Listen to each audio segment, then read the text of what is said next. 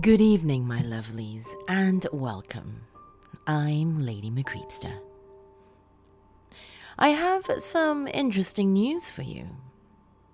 For those of you who enjoyed the Good Shade Hotel series, a couple of new episodes will be uploaded within the next few days and few weeks. If you are listening to this on YouTube, a playlist of all the previous episodes are on my channel. If you're listening on the podcast, feel free to browse or search Good Shade Hotel in my podcast series. For tonight, though, my dears, we have a story by KillaHawke1 from Creepypasta Wiki. A word of warning, though, my dears. This story might have some triggers. So if there are certain types of stories you cannot take, I would advise you, my lovely, to perhaps have a peek at some other stories in my realm. For the rest of you ghouls, though, it is time. So come, lean in closer, and we'll begin.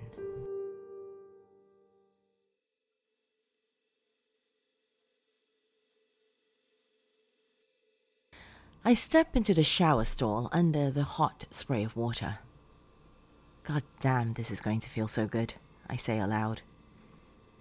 The warmth immediately expels the chill deep in my bones from working 7 miserable hours outside on this wet and icy winter day. Steam swirls in the air and the hot water soothes my aching body. I can feel my tight muscles relax and the cluster of knots in my back begin to untwine. I squeeze a gigantic glob of shampoo into my hand, more than needed.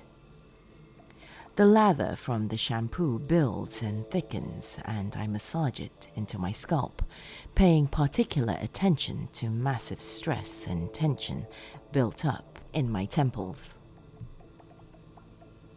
With foam running down my face, I hear the bathroom door slowly creak open. I think to myself, that goddamn cat. I didn't close the door all the way, did I? Now a bit irritated, I continue to work the shampoo into my hair and scalp. I'm annoyed the cat took me out of my Calgon take me away moment. Gradually, a chilly flow of air envelops my body. I shiver from the cold and curse the cat one more time. I hear a creak from something heavily stepping on the wooden floor. I know the cat is getting a fat ass, but he's not that big. Oh well, maybe it's time to start buying him that diet. Meow Mix for cats with fat asses. I chuckle to myself. With soap suds running down my face, I poke my head out from around the shower curtain and yell, "No more fancy feast for you, buddy!"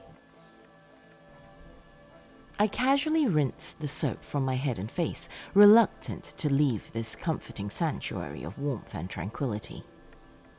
Rasps of guttural pants catch my attention. I am not alone. I open my eyes to something pressing its face into the shower curtain from the other side. The genderless body gyrates against the shower curtain with a perverted motion. The flimsy curtains hang from the curtain rod, which then sticks to the hazy body rubbing against it.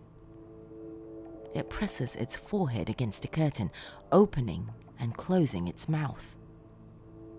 I slam into the rear of the shower from the shock of seeing this obscene creature.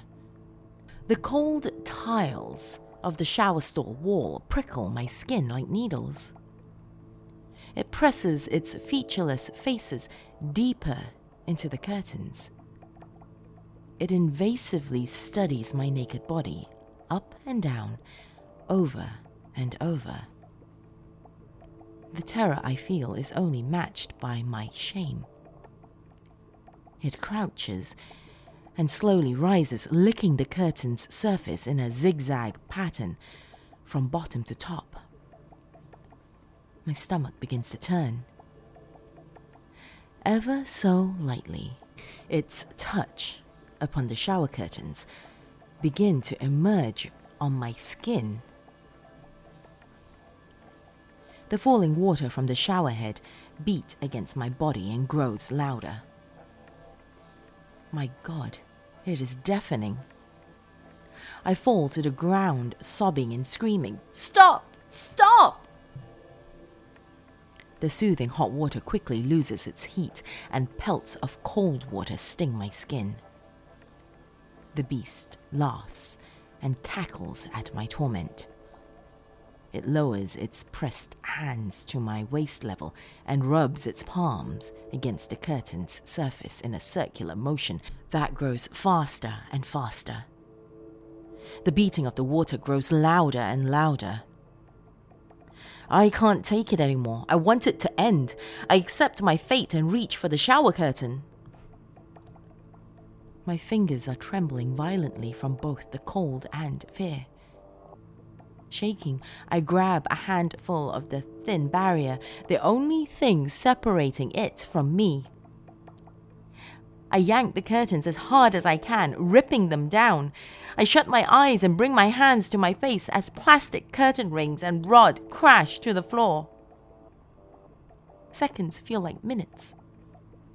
I wait for a whisper with the stench of sewage to breathe obscenities into my ear. Any second, I expect those cold fingers to begin rubbing all over my bare skin, granting themselves permission to go to those forbidden places. I wait. I wait. Silence and stillness are all I encounter. I slowly lower my hands and open my eyes to an empty bathroom. I pull the shower curtain over my exposed, naked body. I can't stand to look at my nakedness. I try to stand, but my knees buckle when the faint echoes of laughter call out and fade from within the sink's drain hole.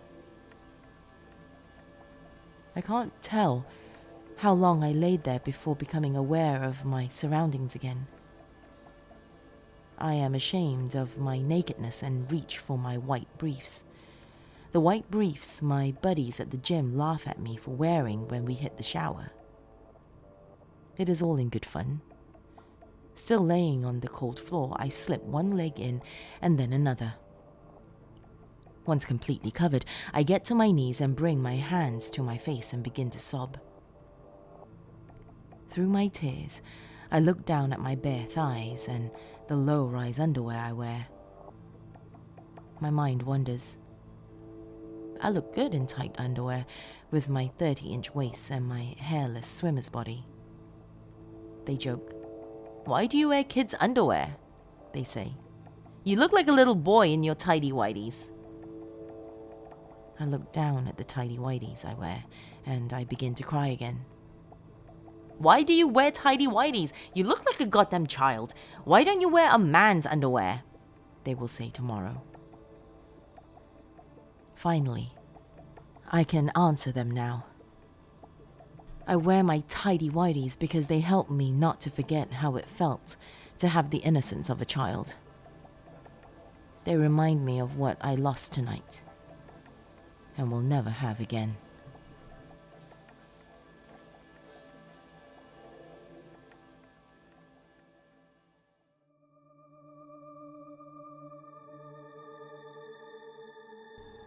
Thank you for joining me this evening, my lovelies. For those of you who have watched this episode on YouTube, remember to give the video a thumbs up and also to leave me a comment below.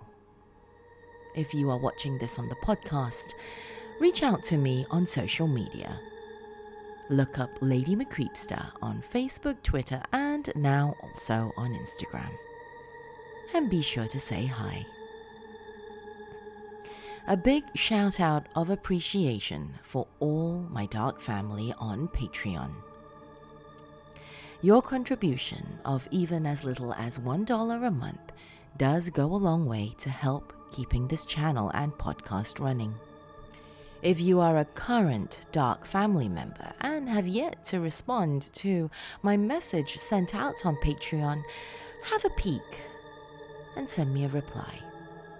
To those of you who would like to join these delightful ghouls, go to patreon.com/LadyMcCreepster for more information. Once again, thank you so much for joining me this evening, my dears. Till next time, sweet dreams.